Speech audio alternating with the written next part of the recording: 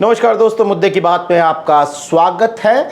Samajwadi party के मुखिया अखिलेश यादव ने अपने पीडीए में डिजिटल दुनिया की लोकप्रियता का तड़का लगाया है। 2027 विधानसभा की तैयारियों के तहत युवाओं के बीच बेहद लोकप्रिय टीचर और रोजगार विद अंकित यानी RWA यूट्यूब चैनल के स्टार एजुकेटर नवीन शर्मा ने समाजवादी पार्टी का हाथ थामा है। नवीन शर्मा के रोजगार विद अंकित यूट्यूब चैनल के 1,80,00,000 के करीब सब्सक्राइबर हैं, 18 मिलियन।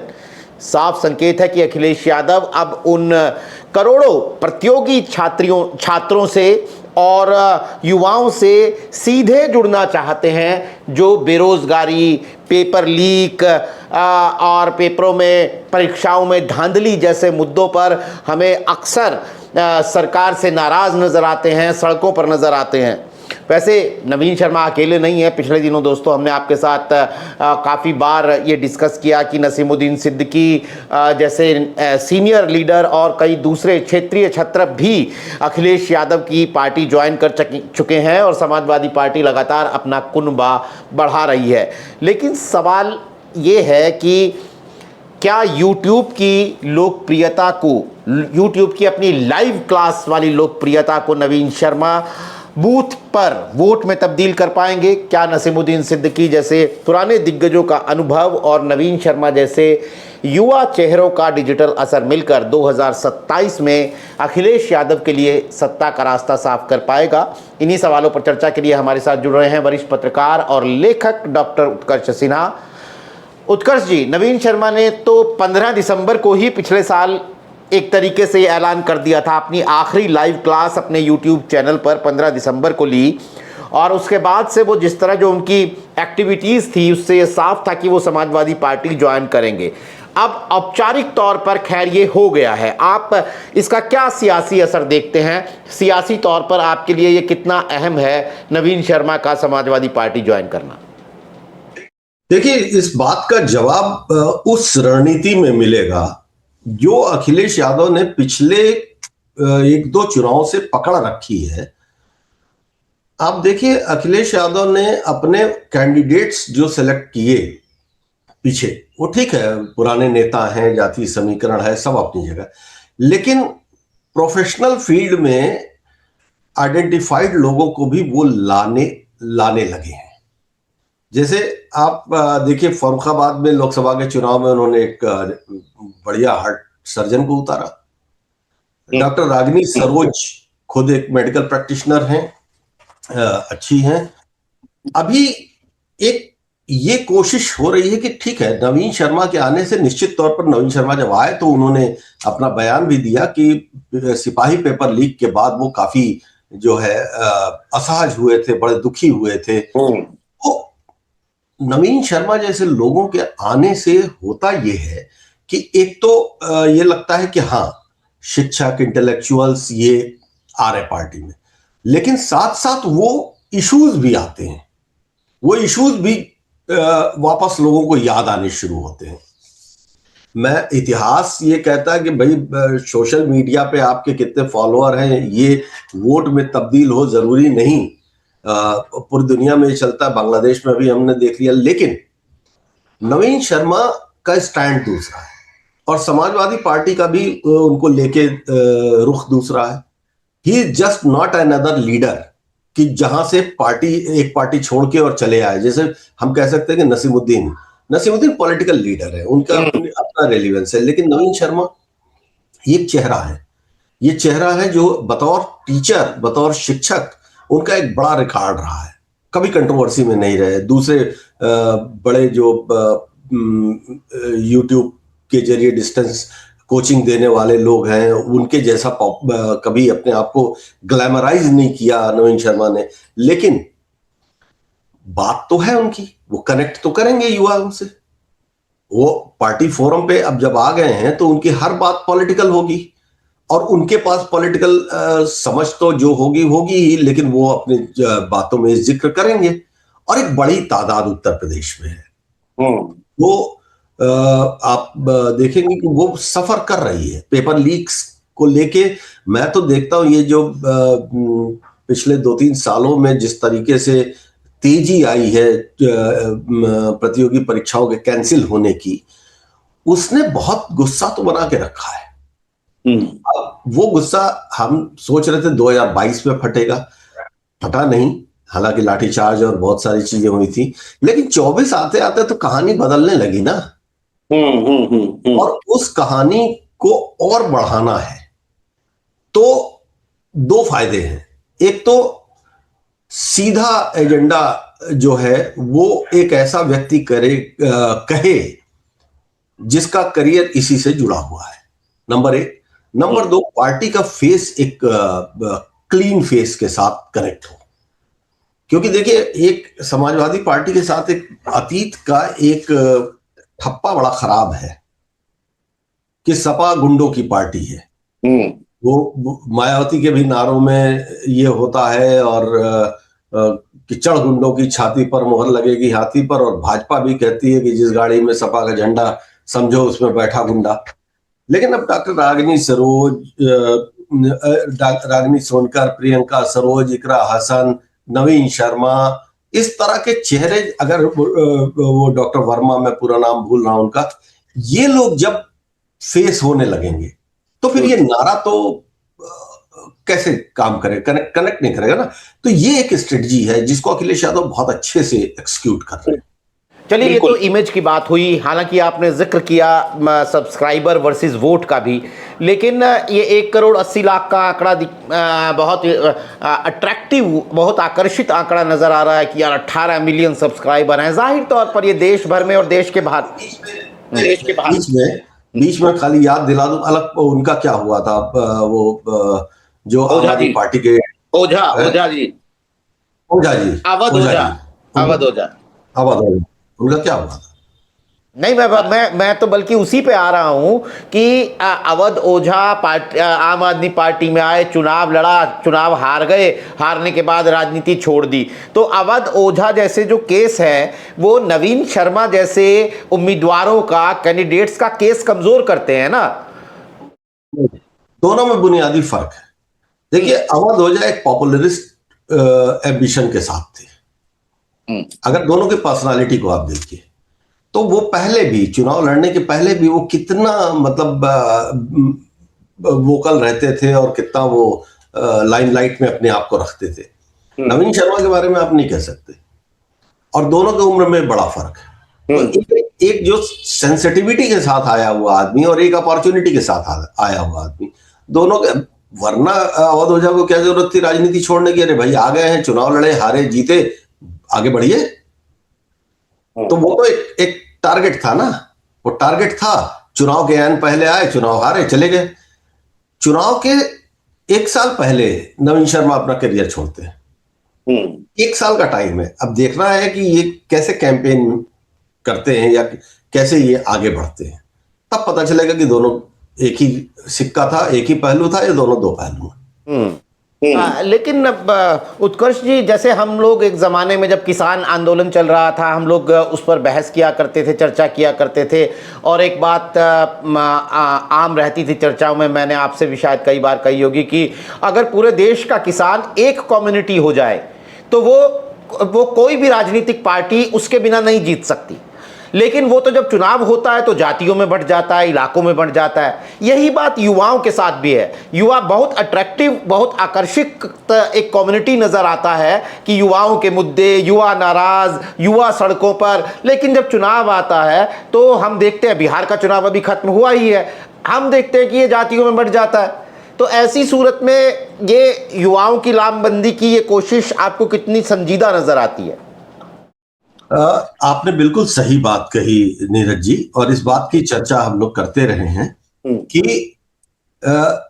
इवन उन्हीं की बात, शिक्षकों की बात कर लें या कोई एक बड़ी कम्युनिटी जो दिखती है ना, वो एज ए कम्युनिटी अपने इश्यूज को लेके जरूर स्ट्रगल करती है, लेकिन वोटिंग पैटर्न बदल जाता है।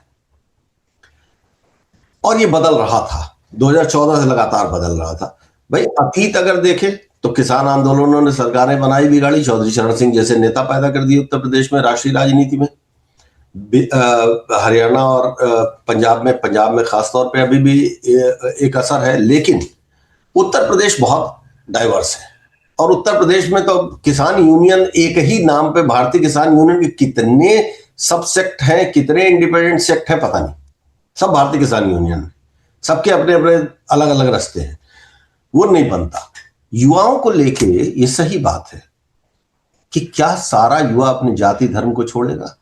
आप एक चीज को समझो कि जो दो चीजें एक साथ चल रही है ना, ऐसा तो है नहीं कि कॉस्ट केमिस्ट्री की पॉलिटिक्स जो है इस वक्त उत्तर प्रदेश में डोमिनेंट है, वो बहुत हाई है, एक्सट्रीमली हाई है, डिवीजन विद इन डिवीजन है।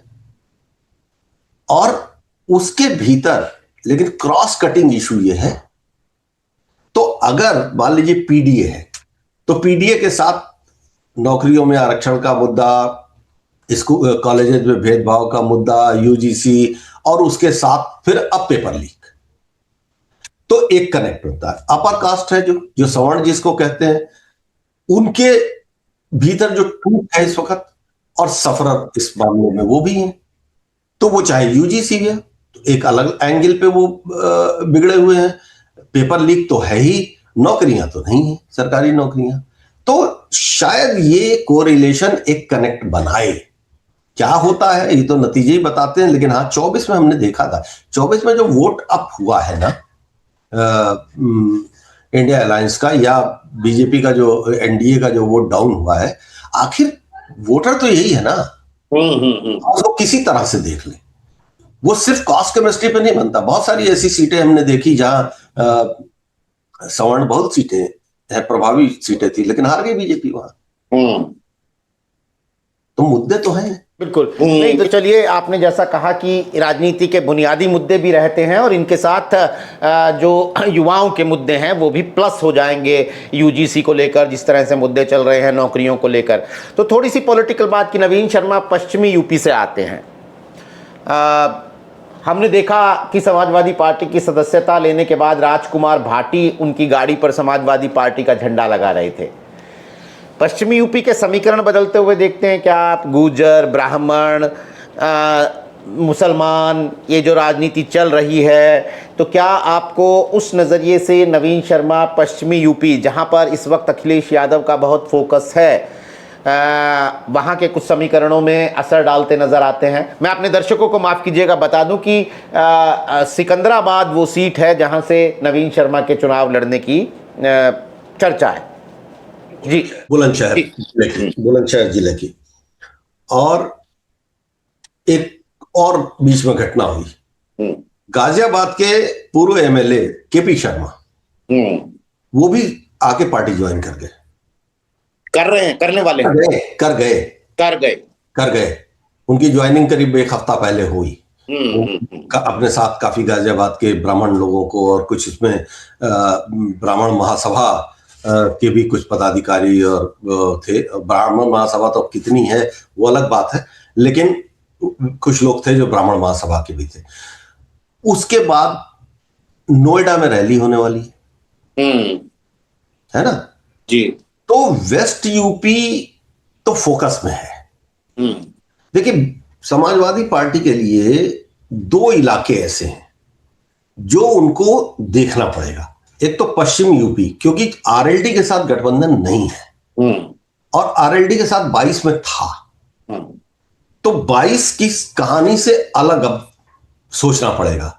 और इसीलिए इकरा हसन हो या अरिंदर मलिक हो, इन लोगों को पुश किया जा रहा है। और राजकुमार भाटी के तौर पे गुजरों के भीतर एक बड़ा चेहरा समाजवादी पार्टी और तमाम गुजर इस वक्त जो है एक रुझान उनका समाजवादी पार्टी की तरफ देखने को मिलने लगा है।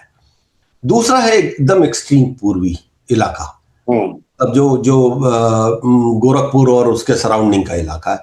ये दो बहुत टफ जोन है, क्योंकि इस बीच में तो चीजें चलती रहती हैं। उनका ब्रज का इलाका भी ठीक रहता है, उनका अवध में भी ठीक हो जाता है, लेकिन जो अगर पिछले 3-4 चुनाव को देखें तो ये दो बहुत वल्नरेबल एरिया है। तो वेस्टर्न यूपी पे फोकस किया है। और इवन मैं आपको बताऊं, नसीमुद्दीन सिद्दीकी ने भी ज्वाइन किया तो उसमें भी जो उनकी भूमिका देखी जा रही है वो उस कॉम्बिनेशन की है देखिए, नसीमुद्दीन सिद्दीकी ठीक है, वो है मुस्लिम, लेकिन उन्होंने खाली मुसलमानों की राजनीति नहीं की कभी, कभी नहीं की। तो और कांग्रेस में रहते तो पश्चिमी यूपी ही उनका कार्यक्षेत्र रहा। कार्यक्षेत्र था, और बीएसपी में भी रहने के भीतर जो पश्चिमी उत्तर प्रदेश में बीएसपी की ताकत जो थी, वो ताकत थी दलित मुस्लिम गठजोड़, और ये काम नसीमुद्दीन को भी करना है। तो वो जो एक अम्बेडकराइट थॉट के साथ कांशीराम के फार्मूले और मायावती के फार्मूले को अप्लाई करना है, तो वेस्टर्न यूपी में ये बहुत डेडली कॉम्बिनेशन बनता है, क्योंकि वहां पे दलित और मुसलमान, ये दो कम्युनिटीज की आबादी ज्यादा है। देखिए, जाटों को के साथ बड़ी दिक्कत है। जाट, एक तो जाट कम्युनिटी ठीक है स्ट्रांग, पावरफुल, इन्फ्लुएंशियल सब है, लेकिन उसके भीतर लीडरशिप में इतने फ्रैक्शन है, खापों का फ्रैक्शन है अलग अलग, तो वो कभी अब मुझे नहीं लग रहा है कि एक बड़े अम्ब्रेला में, क्योंकि जिस तरह से जयंत चौधरी जी गए बीजेपी में, और वहां के जाने के बाद जितना ठंडे पड़ गए वो अब कोई लीडर नहीं है जो एक छाते के नीचे जाटों को ले आ ले, तो वो अलग अलग चलेगी कहानी। लेकिन मुस्लिम, दलित, ब्राह्मण और ओबीसी में सैनी, ये पश्चिम उत्तर प्रदेश की वो उस पट्टी की कहानी यही है। तो वहां पर तो फोकस दिख रहा है ना, ये बिल्कुल सारी ज्वाइनिंग्स के साथ वो दिख रहा है।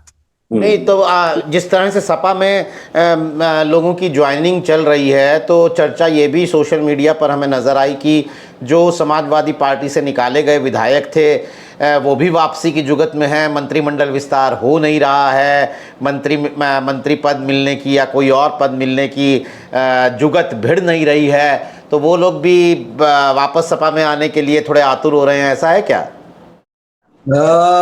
ये चर्चाएं तो हो ही रही हैं, और उसमें से कुछ लोग बेचैन भी हैं। लेकिन आज अगर अभय सिंह का ट्वीट आप देखिए, उन्होंने तमाम पत्रकारों और यूट्यूबर्स को चेतावनी के स्वर में कहा है कि ये अफवाह उड़ाना बंद कर दें। हाँ बिल्कुल, है ना। लेकिन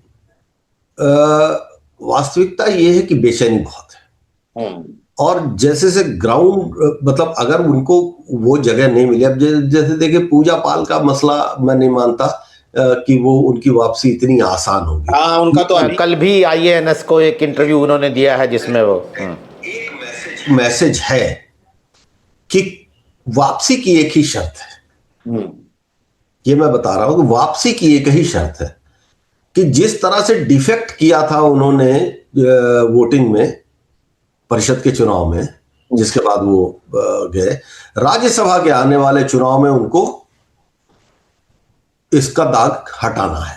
अगर जो हटा देगा उसकी वापसी के रास्ते खुलेंगे, जो नहीं हटाएगा उसकी कोई वापसी नहीं होगी। तो दर्शकों को बता दें कि इस साल के अंत में नवंबर में शायद उत्तर प्रदेश की 10 सीटों के लिए चुनाव होने हैं। 10 में से 9 तो शायद उत्कर्ष जी फिक्स हैं कि 7 बीजेपी के हिस्से में जाएंगी और 2 समाजवादी पार्टी के हिस्से में जाएंगी, लेकिन हमेशा की तरह वो जो एक सीट फंसती है वो एक सीट फंसी हुई है, और आपने कहा कि वहाँ पर भी इसका असर देखने को मिल सकता है।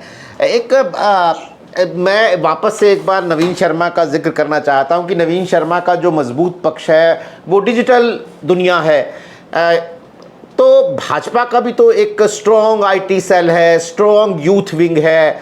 हम देखते हैं अक्सर समाजवादी पार्टी के साथ वो जिस तरह से सींग लड़ाता हुआ, पंजे लड़ाता हुआ नज़र आता है। तो नवीन शर्मा की एंट्री में वो एक नैरेटिव वॉर ज़रूर चलेगा, आप उसको देखते हैं चलता हुआ, और फिर वहाँ पर अवध ओझा जैसे केस आते हैं जो इन्हें कमज़ोर करते हैं नवीन शर्मा जैसी एंट्रीज को। असल में एक फर्क आ गया है, बीजेपी का बहुत स्ट्रांग आईटी सेल, इसमें कोई दो राय नहीं, लेकिन over the period of time जब आप सत्ता में बहुत लंबे समय तक बने रहते हैं तो आप नए मैसेज देने की बजाय, अच्छा उसको ट्रोल आर्मी के तौर पर वो बदनाम भी हो रहा है। मतलब कहीं ना कहीं से एक हिस्सा ये भी कहता है कि आईटी सेल जो है फेक न्यूज फैलाता है, ट्रोलिंग करता है, ये सब करता है, लेकिन उसके पास क्या है ना कि कुछ नया देने के लिए नहीं है। नवीन शर्मा के पास नए सवाल हैं। बीजेपी का स्ट्रांग आईटी सेल क्या कर सकता है? नवीन शर्मा अगर ये सवाल खड़े करेंगे तो वो नवीन शर्मा का काउंटर कैसे करेगा? वो स्ट्रेटजी बीजेपी सोच ले, क्योंकि वो पुरानी स्ट्रेटजी की फिर नवीन शर्मा को डिफेम करना, उनके पर्सनल चीजों को लाना और ये सब करना, ये अब नहीं चल रहा है। ये हमने देखा, मैं तो बहुत एनालाइज करने की कोशिश करता रहता हूं कि अब वो चीज चल नहीं रही है, तो आपको लाना पड़ेगा नया मैसेज। नया मैसेज हो नहीं रहा है। अपोजिशन के पास ये है कि एंटी इनकम्बेंसी इतने को खड़ा करने के लिए उस वक्त मुद्दे बहुत हैं, तो आप सत्ता हमेशा इस मामले में तो बैकफुट पे रहती ही है ना।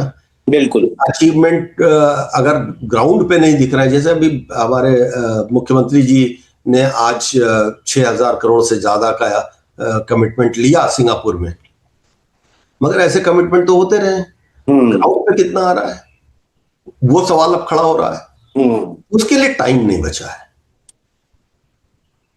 तो जो डिजिटल वार है, इसमें बीजेपी इस वक्त थोड़ा कमजोर पड़ गई है, इन स्पाइट ऑफ ऑल कि उसके पास वर्कफोर्स बहुत बड़ी है, रिसोर्सफुल लोग हैं, रिसोर्सेस ज्यादा हैं, बट मैसेजिंग में थोड़ी सी कमजोर पड़ गई है। तो बॉटम लाइन मतलब आपके हिसाब से नवीन शर्मा के आने का समाजवादी पार्टी को क्या फायदा होगा? युवा, पश्चिमी यूपी, ब्राह्मण, मतलब एक ओवरऑल पिक्चर क्या देखते हैं? सीधा सीधा भाई चुनाव के नजरिए से क्या असर आप देखते हैं?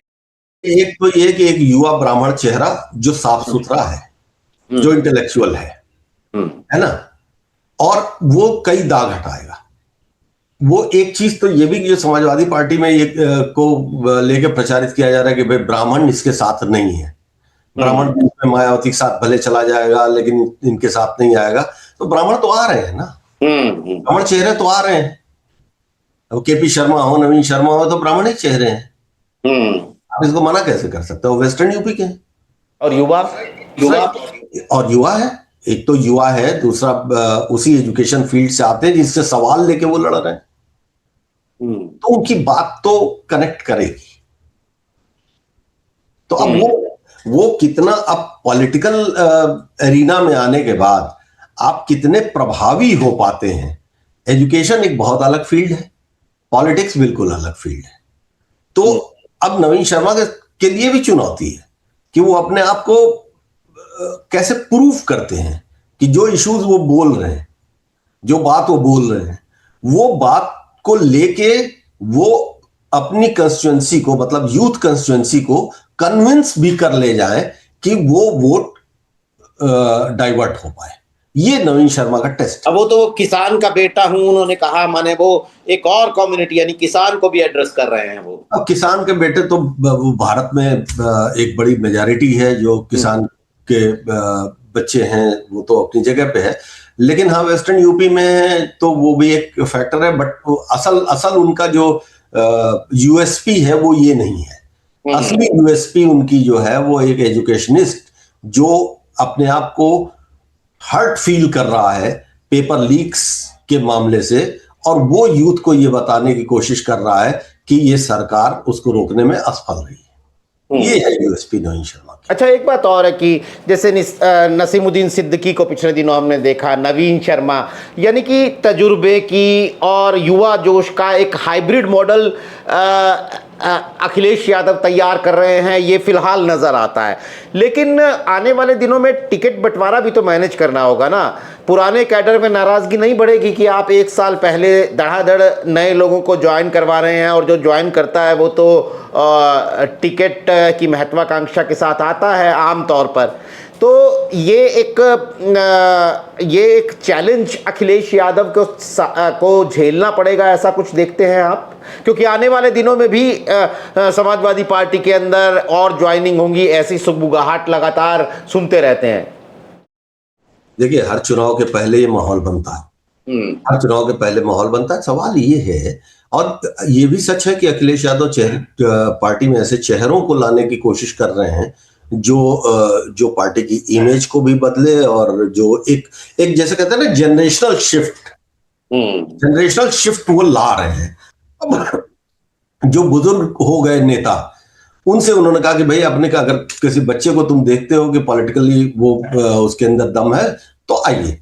प्रिया सरोज को देख लीजिए, वो तो पॉलिटिकल फैमिली से आई ना, या और भी बहुत सारे ऐसे लोग होंगे जिनकी सेकंड जनरेशन आएगी और आएगी, वो हर जगह आती है। उसकी आलोचना परिवारवाद से नहीं हो सकती, वो हर पार्टी में आती है। दूसरी बात, पुराने मतलब जो पुराना कैडर है, कैडर के भीतर एक बेचैनी है, 10 साल सत्ता से बाहर रहना, वो नुकसान ज्यादा है, बजाय इसके कि ये समझा लेना कि देखो सत्ता में आना है, उसके बाद तो सारी चीजें ठीक है। सो आज की तारीख में अखिलेश यादव का जो पार्टी के ऊपर होल्ड है, वो डिसएग्रीमेंट इतना आसान नहीं है। का तो का घटनाएं घटेंगी निश्चित। बहुत सारे लोग होते हैं जो सिर्फ चुनाव लड़ने के लिहाज से पॉलिटिकल मेहनत करते हैं, और अगर उनकी सीट पर कभी कोई दूसरा कैंडिडेट आ जाता है तो उनको दिक्कत तो होती है, और वो एक आध वो छटक पटक चलती रहेगी। चुनाव के टाइम ये और भी बदलेगा, कोई जाएगा बीएसपी से टिकट ले आएगा, कोई किसी को बीजेपी अपने साथ ले जाएगी, किसी को कोई ले जाएगा। लेकिन इस बार का चुनाव व्यक्तियों से ज्यादा पार्टियों का हो गया है, जिसमें व्यक्ति होगा महत्वपूर्ण, कैंडिडेट निश्चित महत्वपूर्ण होगा, लेकिन जनता का मत है या तो इधर वोट देना है या इधर वोट देना है। तो सिंबल इस बार ज्यादा महत्वपूर्ण दिख रहा है। तो इसलिए ये मसला हैंडल करना बहुत, और मुझे नहीं लगता कि एकदम आउटराइटली जो है 403 में 200 नए चेहरे उतार देंगे समाजवादी पार्टी, कोई जरूरत भी नहीं है। ये इनकम्बेंसी को काटने के लिए बीजेपी को करना पड़ सकता है कि 100 कम से कम टिकट बदले, लेकिन अखिलेश इस मामले में कंफर्टेबल देखता हूं मैं उनको। नहीं, बिल्कुल। तो 2022 के विधानसभा चुनाव में जो हलचल हम समाजवादी पार्टी में 3-4-5 महीने पहले देख रहे थे, और अखिलेश यादव पर ये उस वक्त आरोप भी लगे कि अच्छे प्रदर्शन के बावजूद भी वो अगर सत्ता से बाहर हैं तो शायद उसकी वजह ये है कि वो देर से हरकत में आए। लेकिन वो 5 साल पुरानी बात है। अभी 2027 के विधानसभा चुनाव में तकरीबन 1 साल का वक्त है, और हम समाजवादी पार्टी के अंदर जो हलचल देख रहे हैं वो बिल्कुल उस तरह से है कि चुनाव अब आए और तब आए। यानी अखिलेश यादव पर अब ये आरोप शायद नहीं लग सकता कि वो चुनावों से ठीक पहले हरकत में आए हैं, वो चुनावों से काफ़ी पहले एक्शन में नज़र आ रहे हैं। और जैसा उत्कर्ष सिन्हा ने कहा कि चुनाव भी एकदम 2 धड़ों में फ़िलहाल अभी बटा हुआ नज़र आ रहा है। आने वाले दिनों में हमें उत्तर प्रदेश के अंदर ये राजनीतिक हलचलें और तेज़ होती हुई नज़र आएंगी, जिन पर हमारी नज़र बनी रहेगी। आज हमारे साथ इस कार्यक्रम में जुड़ने के लिए डॉक्टर उत्कर्ष सिन्हा, आपका बहुत बहुत शुक्रिया। तमाम दर्शकों का भी आभार। दोस्तों, आज के लिए नमस्कार।